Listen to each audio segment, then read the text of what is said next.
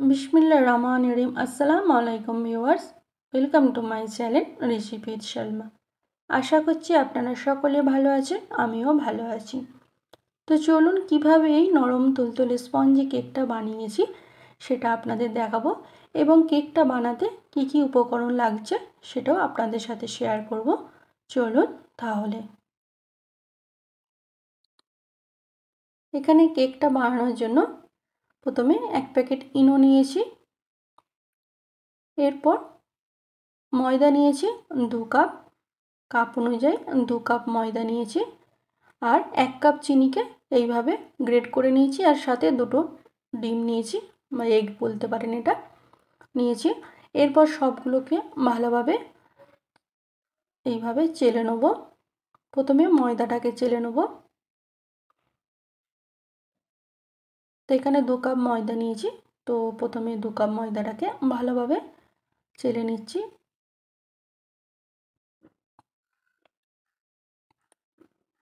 ময়দাটা চালা হয়ে গেলে এখানে আমি বেকিং পাউডার নিয়ে নেব। তো এখানে বেকিং পাউডারটা ছোটো চামচের 1 চিমটির মতন নিচ্ছি, বা 1 চামচ নিয়ে নিচ্ছি, সেটাকেও চেলে নিলাম। এরপর যে চিনিটাকে গুঁড়ো করে রেখেছিলাম বা গ্রেট করে রেখেছিলাম সেটাকেও আমি এর মধ্যে চেলে নিচ্ছি।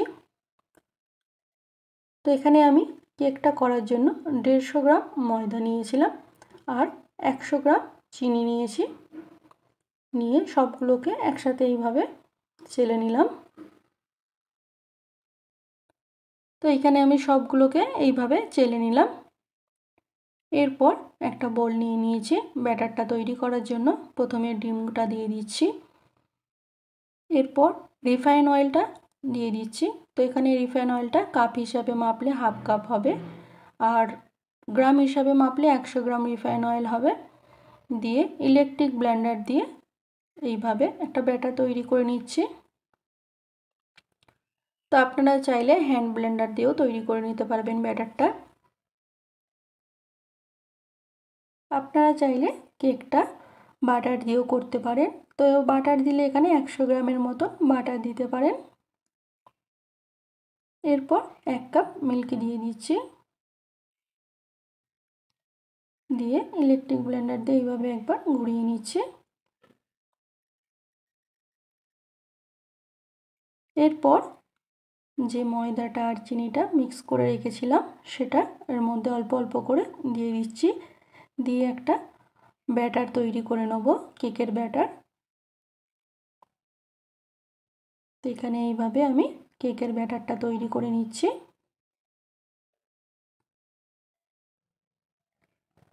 তো আপনারা চাইলে হ্যান্ড ব্লেন্ডার দিয়েও ব্যাটারটা তৈরি করতে পারেন। আমার কাছে ইলেকট্রিক ব্লেন্ডার ছিল, সেই জন্য আমি ইলেকট্রিক ব্লেন্ডার দিয়ে ব্যাটারটা তৈরি করে নিয়েছি। এরপর একটা চামচ দিয়ে এইভাবে ব্যাটারটাকে একটু মাখিয়ে নিচ্ছি, এবং ব্যাটারটা কত গাঢ় কি পাতলা হবে সেটাও দেখিয়ে দিচ্ছি। এরপর এখানে ইনো দিয়ে দিচ্ছি। ইনোটা এখানে প্রায় 1 চামচের মতন দিয়ে দিচ্ছি। ইনোটাকে অ্যাক্টিভ করার জন্য এখানে অল্প করে একটু মিল্ক দিয়ে দিচ্ছি, দিয়ে সবটা একসাথে এইভাবে মিশিয়ে নেব। যদি হাতা দিয়ে ভালোভাবে না মেশে, তো এখানে ইলেকট্রিক ব্লেন্ডার দিয়ে একবার মিশিয়ে নেব ব্যাটারটা, তাহলে কি হবে, ভালোভাবে মিশে যাবে এইভাবে।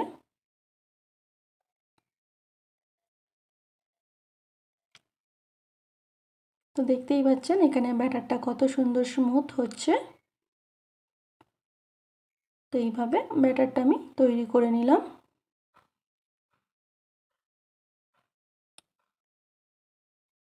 এরপর এখানে আমি ভ্যানিলা এসেন্স নেব। তো ভ্যানিলা এসেন্সটা এখানে আমি 1 চামচের মতো দিয়ে দিচ্ছি, দিয়ে ভালোভাবে মাখিয়ে নেব এইভাবে। নিয়ে এটা প্রায় আধ ঘন্টার মতন রেখে দেবো। তো হাতে বেশি যদি সময় থাকে বা টাইম থাকে তাহলে 1 ঘন্টা 2 ঘন্টা এটাকে রেখে দিতে পারেন, তাহলে কেকের ব্যাটারটা আরও ভালো হবে বা কেকটাও ভালোভাবে ফুলবে।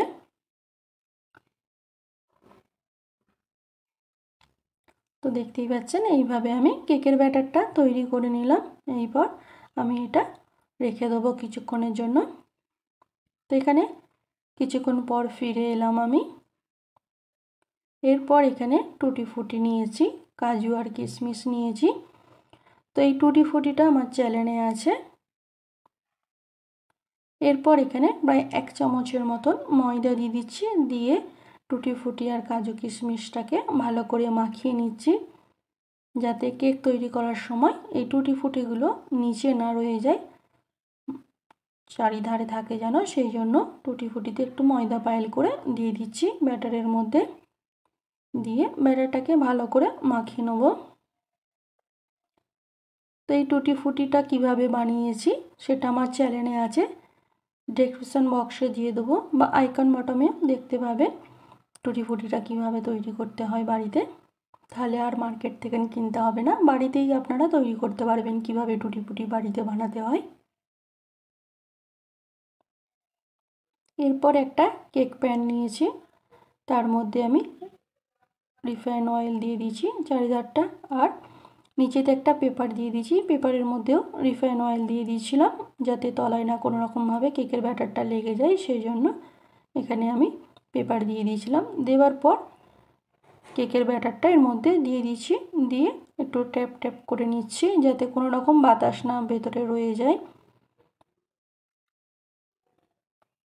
এরপর কেকটা তৈরি করার জন্য ওভেনেতে একটা কড়া বসিয়ে দিয়েছি, দিয়ে তাতে আমি এখানে লবণ দিয়ে দিচ্ছি। লবণটাকে প্রথমে ভালোভাবে গরম করে নেব। গরম হয়ে গেলে এখানে আমি একটা স্ট্যান্ড বসিয়ে দিয়েছি। এরপর এখানে কেকটা তৈরি করতে দেবো।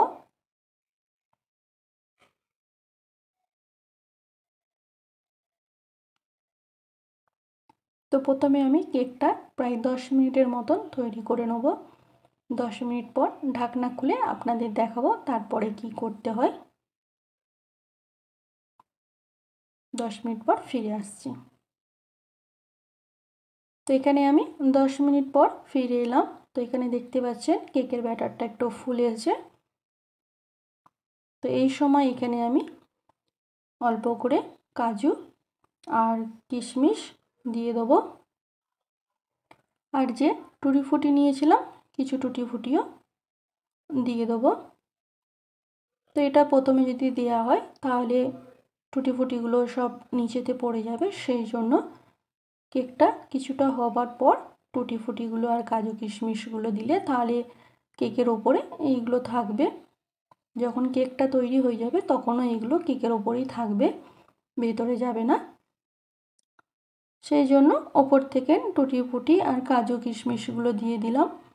এবার কেকটা ব্রেক হওয়ার জন্য রেখে দেবো। তো কেকটা ব্রেক হতে 30 থেকে 35 মিনিট লাগবে। তো 30 থেকে 35 মিনিট পর আপনাদের দেখাবো। আমি আবার ঢাকনা দিয়ে ঢাকা দিয়ে দিচ্ছি।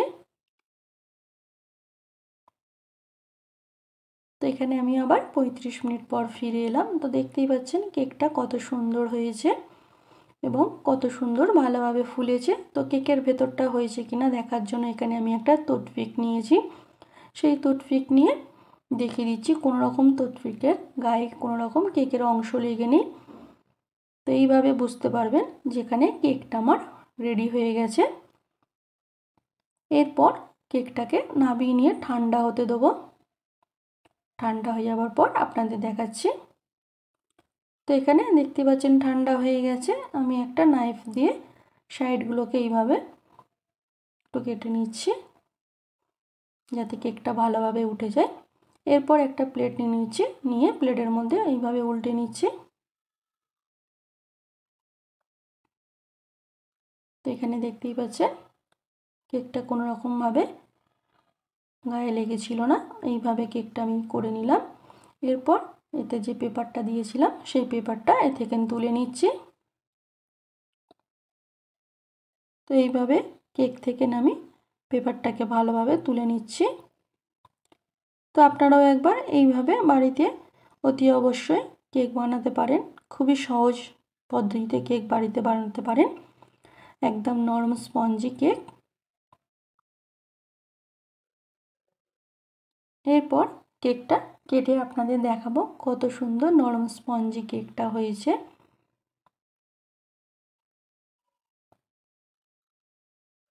নাইফ দিয়ে এইভাবে কেকটাকে আমি কেটে নিচ্ছি।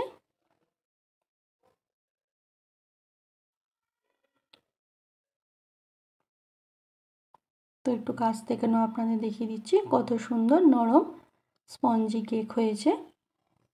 তো আপনারাও চাইলে এইভাবে বাড়িতে অতি অবশ্যই কেক বানাতে পারেন। আজকের রেসিপির ভিডিওটি ভালো লাগলে অবশ্যই লাইক, শেয়ার ও কমেন্ট করবেন। বেল আইকন সমেত আমার চ্যানেলটি সাবস্ক্রাইব করে আমার পাশে থাকবেন।